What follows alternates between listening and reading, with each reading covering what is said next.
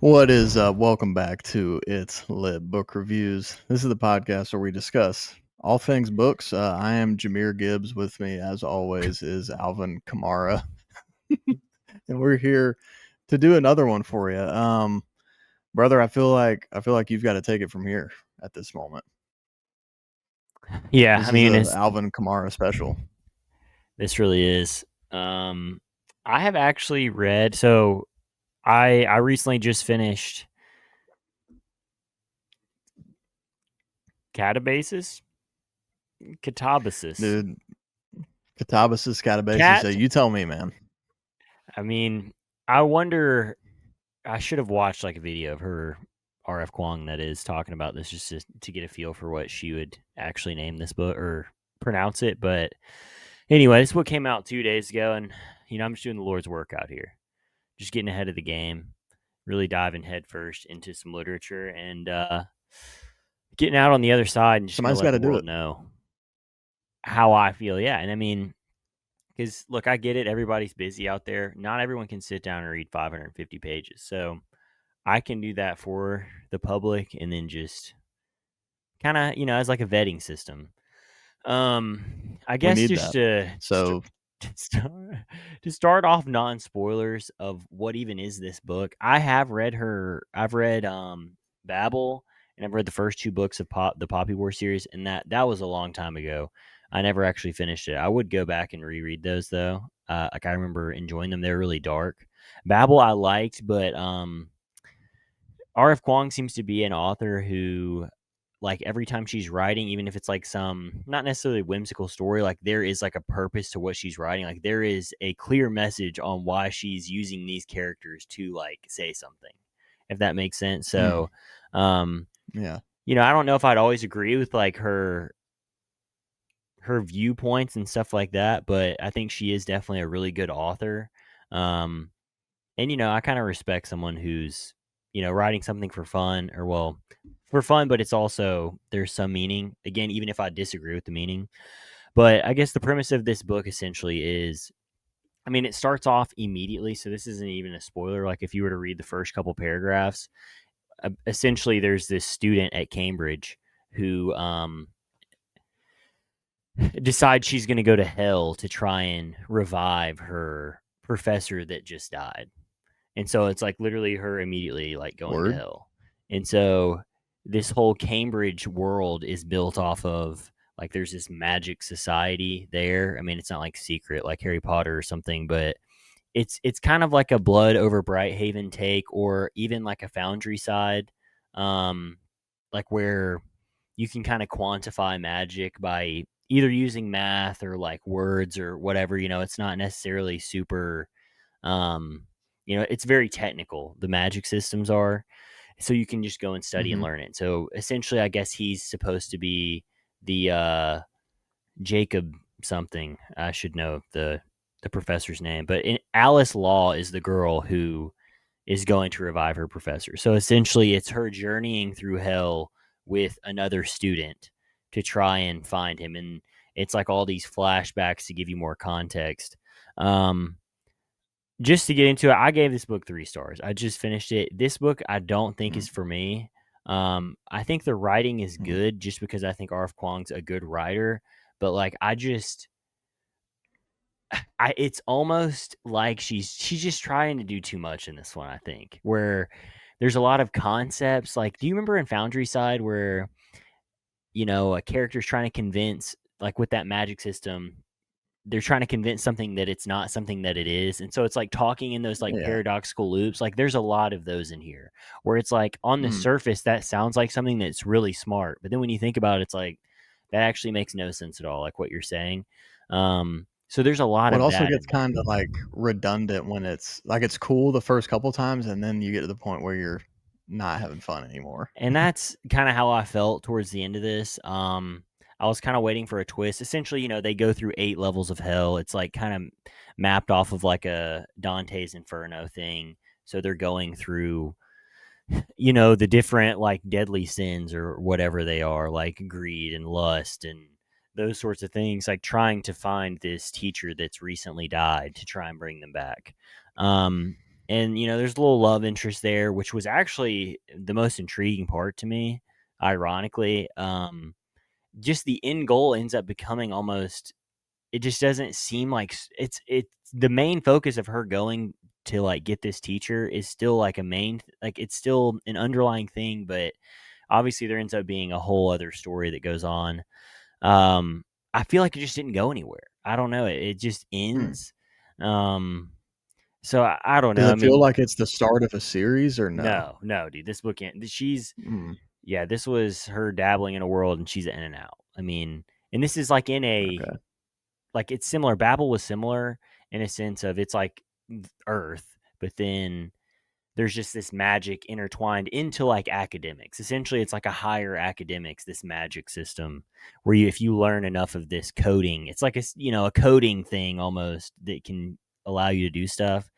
Um, the characters were okay. The concept I thought was cool to like go, through hell to try and get someone and like seeing the different versions of hell, but like I don't know, it felt like very video game esque, like of just, but not like in a. We haven't read Dungeon Crawler, Carl. So I know that's, I guess, like a lit RPG that's somehow replicated off of video game style. But it's like okay, next. Like you just know they're gonna get to the next like court of hell because there's 8 of them, and she's got Right. to get to the 8th one. So it's like there are some twists, but it's like I don't know. You know what I mean? There wasn't a ton of surprises that happened. Um, Yeah. so I mean, of the R.F. Kuang books that I've read, this is definitely my least favorite. I will say, Really. just clarification, I audibled 85% of this book. Um, and dude, the narrator was so bad. It was this Oh girl, no. and the main character is American, but then all the other characters, or well, most of the other characters are like British, and so she does a British like accent when which I'm fine with. Like, I actually prefer that honestly when I'm like, especially like Wheel of Time, all that. It's usually like more of an accent that makes it sound way cooler. But then Hmm. when she'd do her voice, she'd only do it in an American accent. And then they started doing this thing where this guy who ends up going to hell with her, they had a dude's voice. So like only during his quotation parts would be the dude's voice. If that makes sense. Like, so it's the Yeah, narrator is yeah, the yeah. same lady for the girl who's the main character, but then out of nowhere, it'd just be the dude's voice at the end. I'm like, it was just not it, dude. Because it was third Yeah. person. This isn't like a first person story.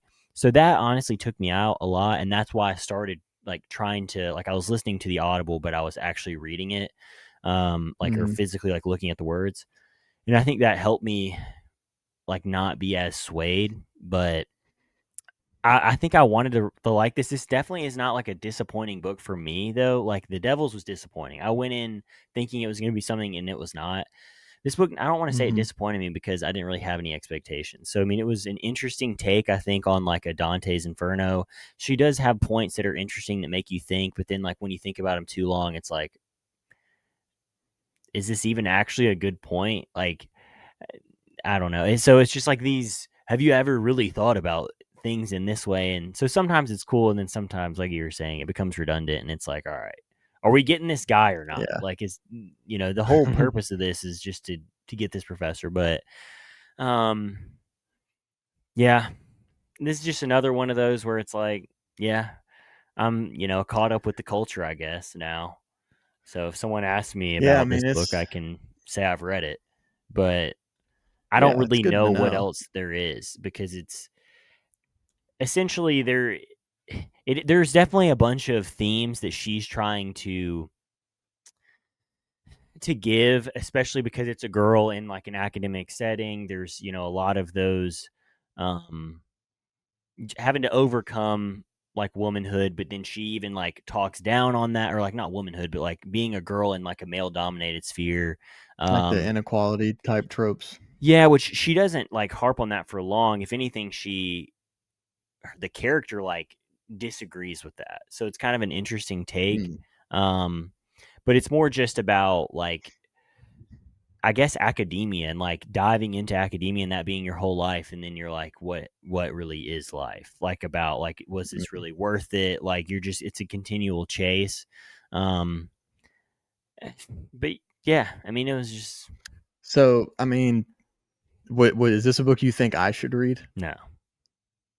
Okay, that's No. all I'm looking for. You'd be disappointed. This would be like a large Okay. waste of your time, I think. Um, Okay. Well, I've I'm never read anything by her, so I do want to read something.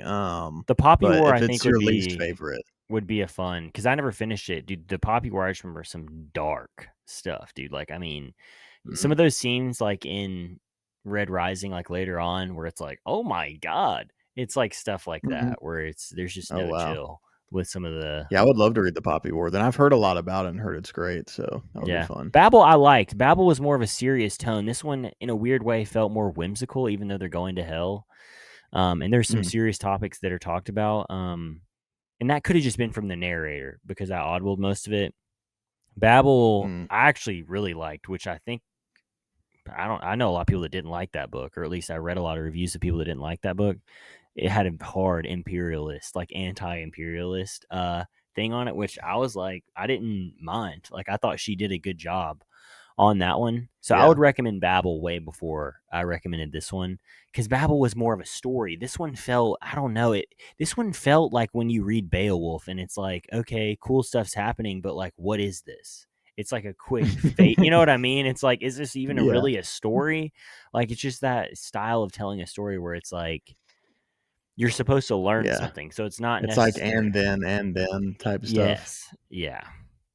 So Yeah. which I will Well, say, a lot of this book is her going back and forth. It's a lot of it has to do with the relationship she has, the main character has with this guy who decides to come with her to find their professor.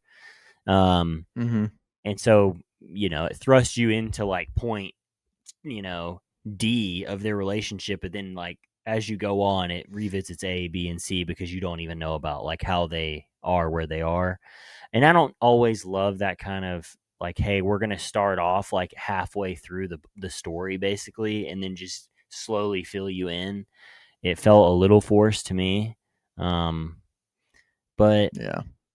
I don't see this Well, one right now doing it's, well as far as well, I was ratings. just about to say it. It's right now it's, so we're, I guess, a day in, and dude, it actually just moved just now. So it went from 3.95 to 3.96, unless I'm tripping. I'm pretty sure Mm. it did.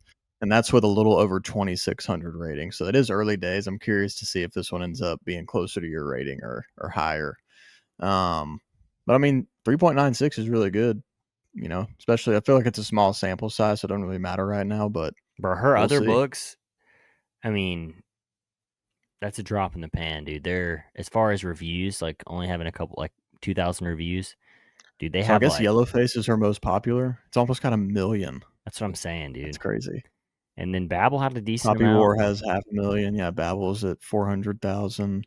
And But those she's a both have really popular good author. ratings. Yellowface is 3.73 though. Interestingly, that's a lot of ratings though. It is a lot of ratings, but I don't know. I don't know if this one's for me though. So I'm not gonna hate on this one like I hated on The Devil's is bad. This one it wasn't Mm. bad. It's just like I don't know who it's for. I can't tell. It doesn't All just I can say, dude, is I'm grateful for this trend where books that you end up not liking, you just read really fast by yourself before I get a chance to get into it. And then I'm like, oh, cool. I don't have to read it then. yeah. So maybe it can be that for someone else out there. Maybe so. I mean, I would recommend not doing the Audible. I think if someone is going to read this book, I think you should just physically read it. It was 550 pages on my Kindle, so I don't know if that's how. I haven't seen this book physically to know if it actually is a thickie or not. But Yeah. yeah, I don't know. I'm curious to see what other people think that maybe are more of her fans because I'm not a Yeah. fan because I did like Babel but I'm not like I just saw this was coming out last month, and I'm like, okay, all her, but like she's a good writer. So I mean, one after reading this, like it didn't feel like it was poorly written. Like she has good prose, I feel like, and has good ideas that she blends into it. As far as like actual, hey, have you ever thought about life like this? Mhm. As far as ideas, but I just don't the leveling up through hell was just a little too much for me. And then especially the relationship between this girl and this guy that go it's just not that fantasy is super relatable a lot of times, But dude, nothing about this was relatable at all for either of the characters. Like these high intellectual Yeah. characters who like struggle with human connection. Um, Mhm. I don't know. For some reason, I thought it'd be more interesting, but it also starts off immediately her going to hell, like within the first couple, like maybe first couple paragraphs. So it's like, I don't know. There was no. I wish there had been a little more going on there before we just were Yeah. thrust into that. And there was literally like 3 characters in this book too, so it's like 3 or 4. Interesting. But anyway, Maybe I'll still read it. It does sound interesting. We'll see. Come on, dude. I don't think so. I might. Come Nope. on, man. Dude, especially Well, because would you recommend it to the public? Like, what would you say to someone who's asking you if they should I read it? would say if you hear, if I'll give I guess a pitch for it, if like I'm going to try and be fair. This is a book about a girl who goes on a journey and there's a lot of things that you don't know of her trying to revive a professor. She, feels responsible maybe for his death. But there's a lot of hidden things going on there. You don't really understand like why she feels so bound to him. And then there's another guy who ends up kind of crashing the party and coming. His name's Peter. And they have a weirdly complex relationship. You can tell immediately, and you don't know why. And so, like, you slowly figure that out. So, essentially, it's 2 people, having some backflashes of different. They're kind of competing academics in this magic world that want to be kind of the best. And so they're going on this journey through hell where they're both rivals to try and get this guy back, which you're like, it's not like very early on or very late on that you figure out this guy's not a great guy that they're trying to revive. And so it's like, why are they trying to bring him back? So kind of the mystery is, Mm. why are they trying to do that? And why do these people have beef? Like, why do they not get along?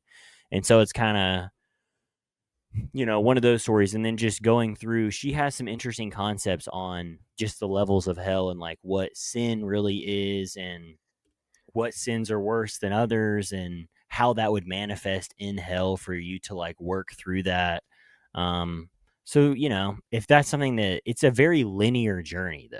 That's the only thing for me. Like Mm. the flashbacks weren't enough of like oh wow, we're like off this same linear path. Like it was, you were learning, it made it more interesting because you're starting to understand the dynamics between the characters more.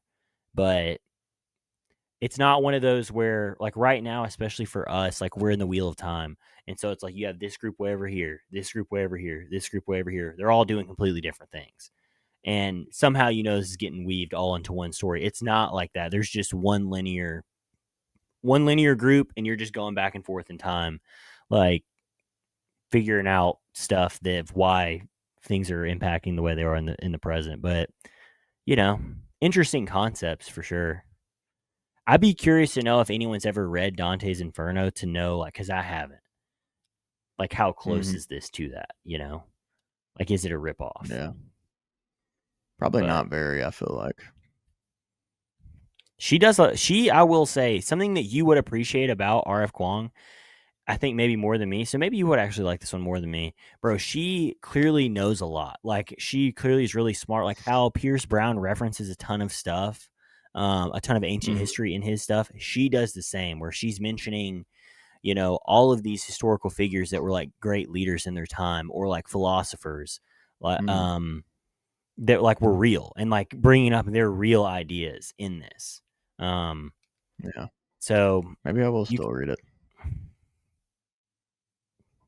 maybe Maybe. I mean, that pitch does make me interested in reading it. So, it's not bad. It's just I don't.